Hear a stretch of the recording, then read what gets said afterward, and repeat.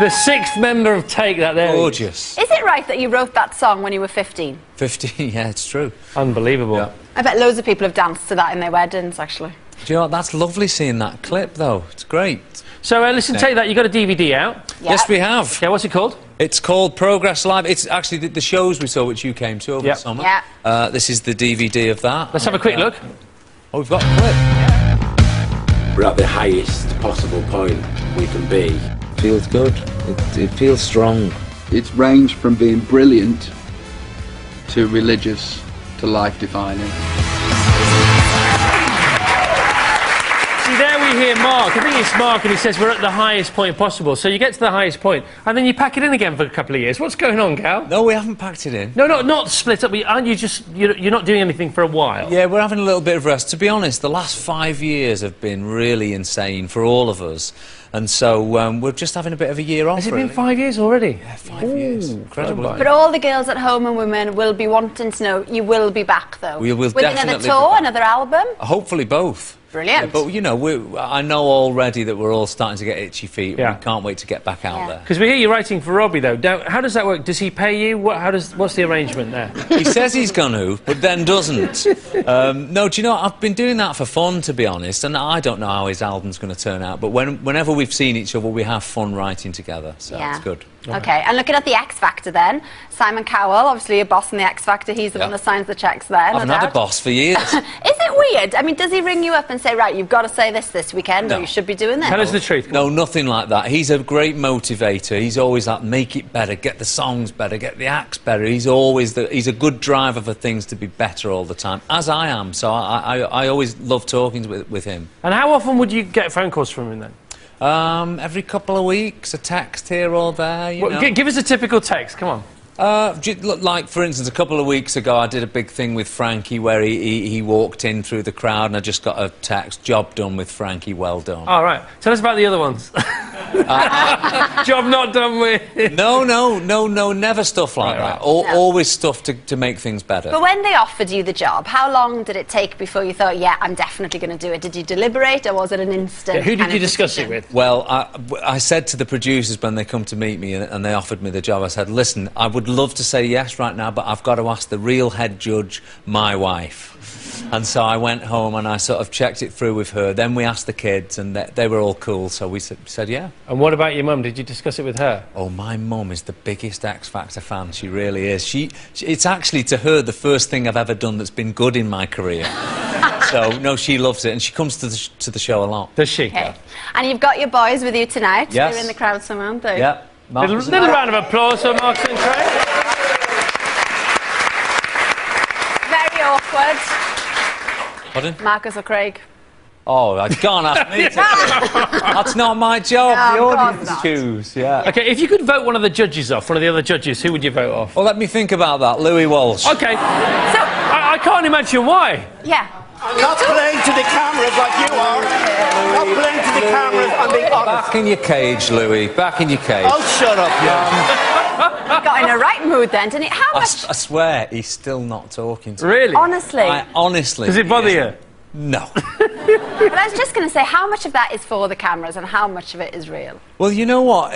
When we were doing our audition rounds, sometimes the producers would say a little bit more disagreement on the panel, but at this point, it is totally real, I promise you. Totally genuine. Yeah. And so obviously you are enjoying it as an overall experience. Yep. Could you say now whether you'll do next year or not?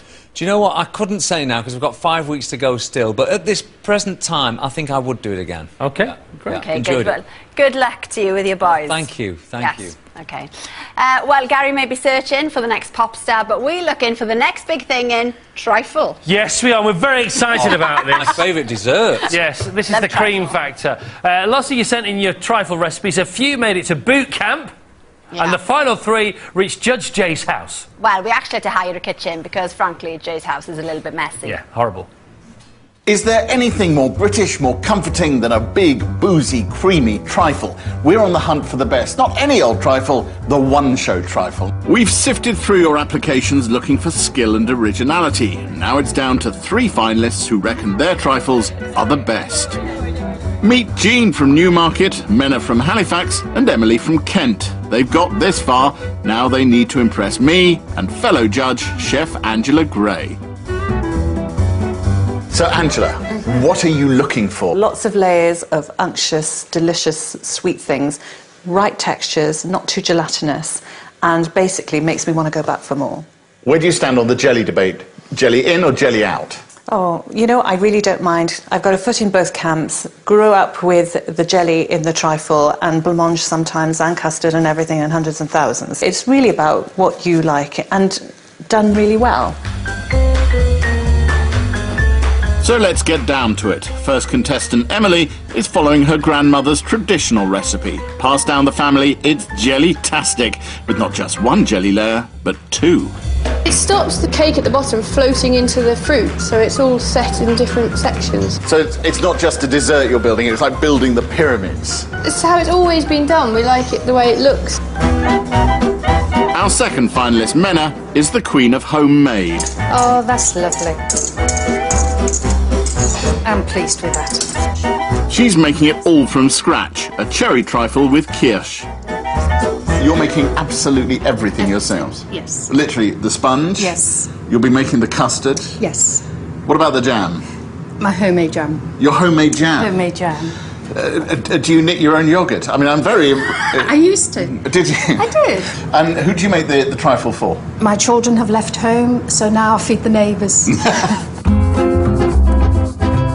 Jean's been making her recipe for 30 years. It's a trifle of convenience with shop-bought custard and jam. I did put the sherry in, didn't I? You did put sherry in, yes. It was we could put a little bit more in, couldn't we? It's up to you, it's your trifle. If you want to put more sherry in... I think we will just leave it be. Leave it be? Yes. OK, we're leaving be. Jean's trifle does have a twist, biscotti and a crunchy almond topping. As well as the juice, which has got a bit of sherry in it, the bits of the fruit are going in as well. Oh, yes. Oh, yes. Yes. It's 1 year, 5 a day. It's helping now. If only we could all get our 5 a day from trifle.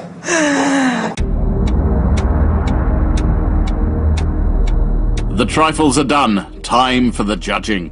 Starting with Emily's trifle, that has a real, for me, a retro look. Now, what's quite striking about that is it's not over sweet. And it's got, the textures are really nice on it too.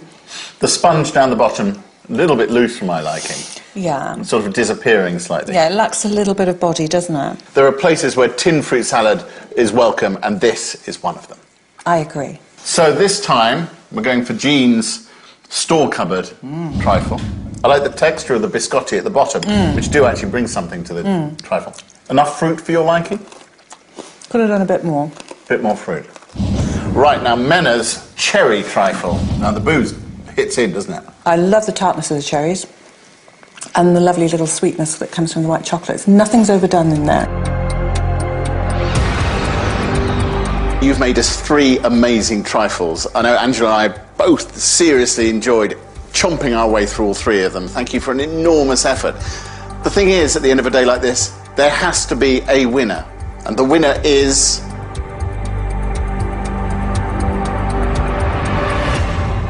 Menna. Well done.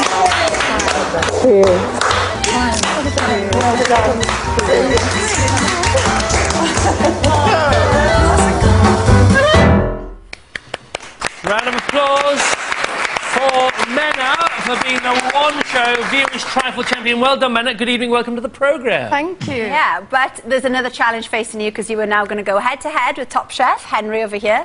And there's a lot of snobbery, Henry, regarding having trifle on the menu in restaurants.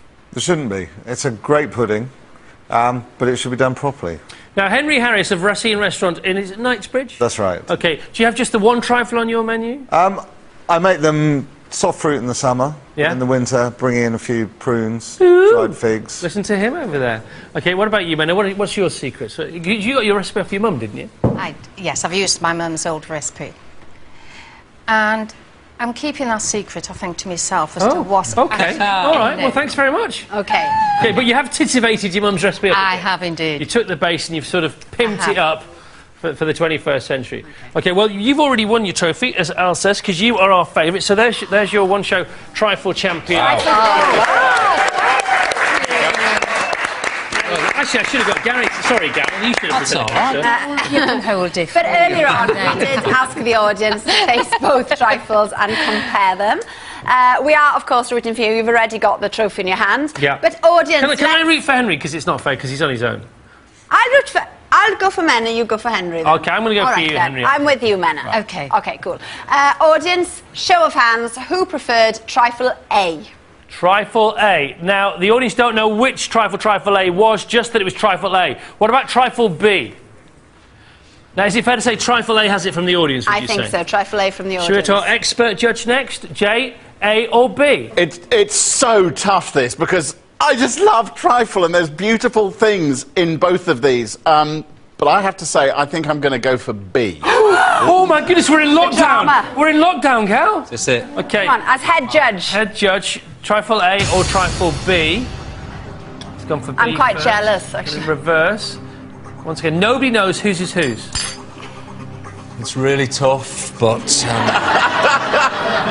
there's a definite winner for me. Yeah. B. B! So B wins overall, yeah? Where's B? Whose was B, and what else have we got for them to win? We haven't got another prize. Right, let's have a look. Trifle B is... Menna. You get to keep your bowl.